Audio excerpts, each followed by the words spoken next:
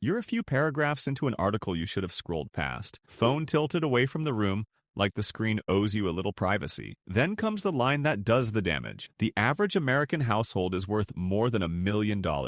So you run the quiet arithmetic against your own balance. The real one. After the card, the car, and the thing you don't say out loud, and you come up short, not a little short.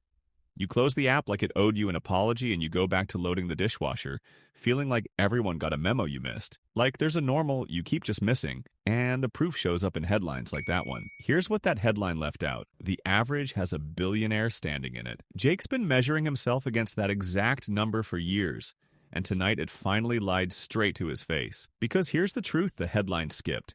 The average isn't you. The average is dragged upward by a handful of people who own islands, and the honest middle sort, the number where you actually stand, is a fraction of it. That gap between the two isn't a rounding error. It's the whole story. Let's put real figures on it, because the gap is wider than you'd ever guess. As of 2022, the most recent full survey the Federal Reserve has finished, the average American household net worth was over $1 million. $1,063,700. The middle household? $192,900. Same country, same year, same data set. Two numbers that aren't even in the same area code.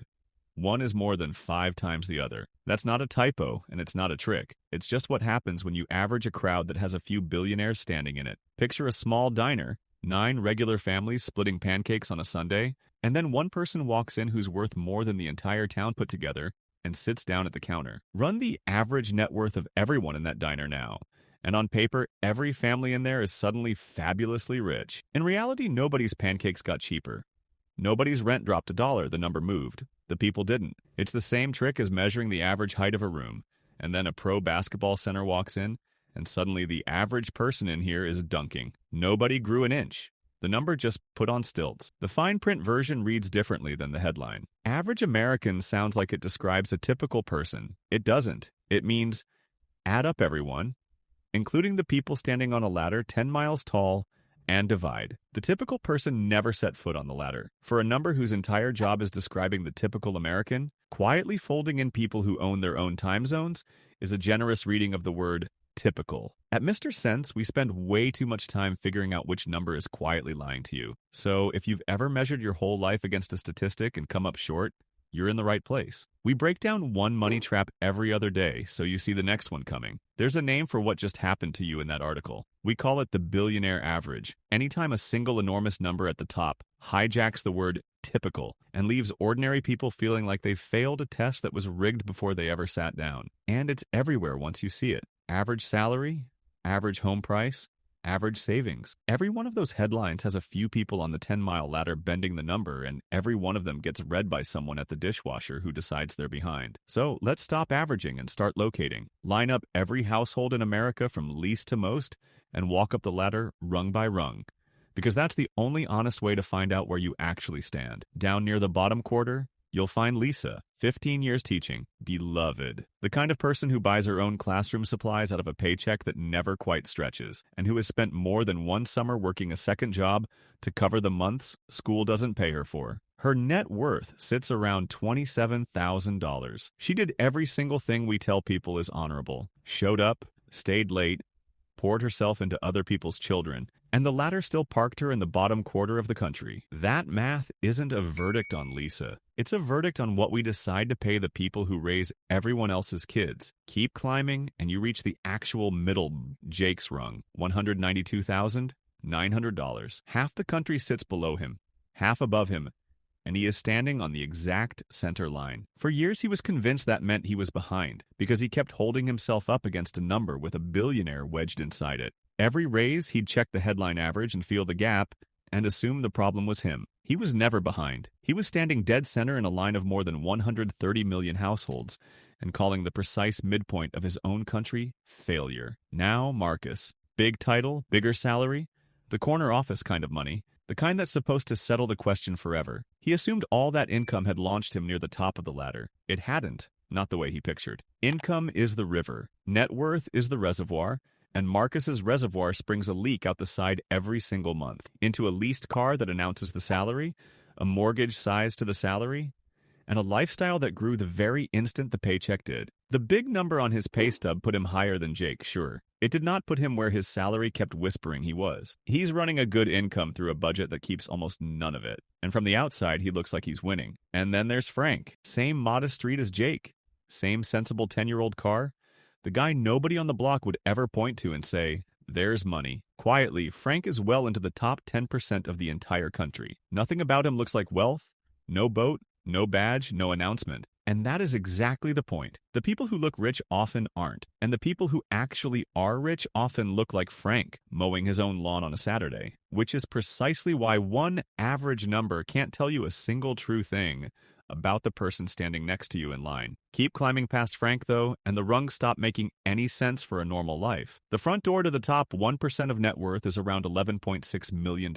And to be clear, that's just where the 1% begins. The welcome mat, not some final boss at the very end. The households up there hold 31.9% of everything there is to hold in this country. The bottom half, 65 million households, tens of millions of families like Lisa's, split 2.5% between all of them. The statistic on your phone wasn't technically lying to you. It just quietly let a few hundred billionaires fill out the survey on everyone's behalf, and then reported the result back to you as the typical American. Say that number a different way and it lands.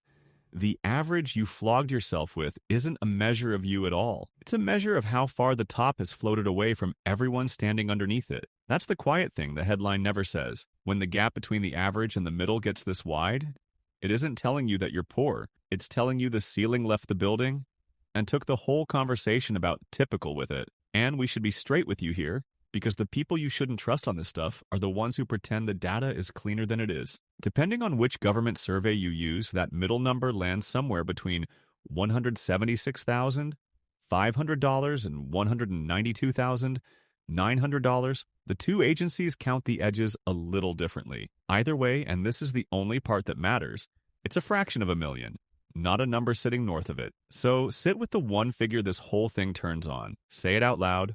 $192,900. Look at it through three lenses because each one tells you something the average quietly buried. First lens, it isn't small, it's the middle. Exactly half of all American households have less than that. When you called $192,900 behind, you were standing at the literal center of your country and calling the center a failure. Second lens, it's a life stage, not a final grade. That figure climbs for decades and then, on purpose, falls back down. People in their late 60s sit highest on the ladder, then spend it down through retirement. Exactly the way the whole plan is supposed to work. Comparing your 30s to a 65-year-old's peak isn't humility. It's racing someone who started the race standing downhill. Third lens.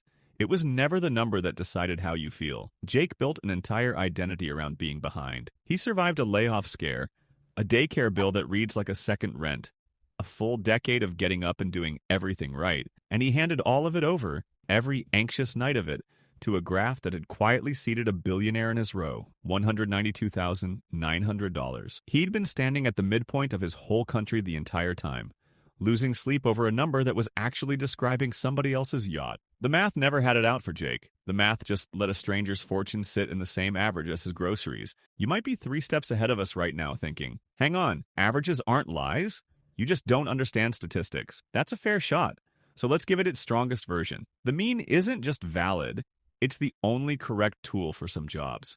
If you want to know how much wealth the whole country holds, or how to split up the tax base, or anything at all measured per person, you need the average decis.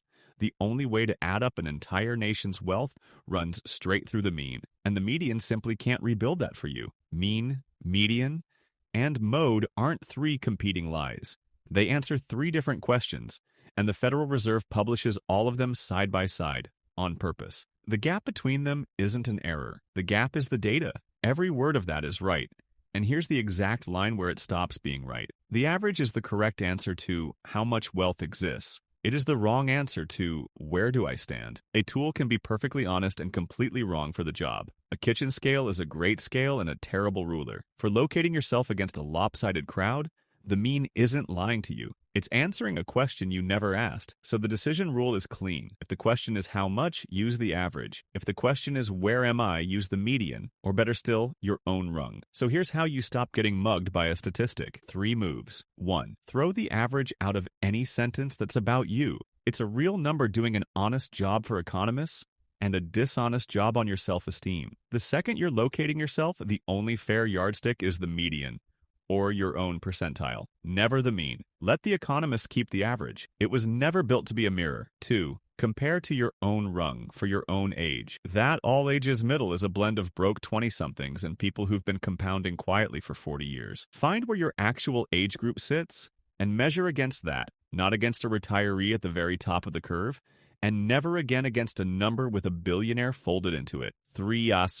And this is the one that changes how it actually feels. Measure against your own past self, not the room. There's solid research behind this. Studies on money and happiness keep landing on the same finding, that it's your rank, not your raw number, that drives how satisfied you feel. And when the comparison group secretly includes billionaires, you've been entered into a contest you can only ever lose. So change the contest. Were you up a rung from last year? Did your own gap close even a little? Picture Jake actually doing this.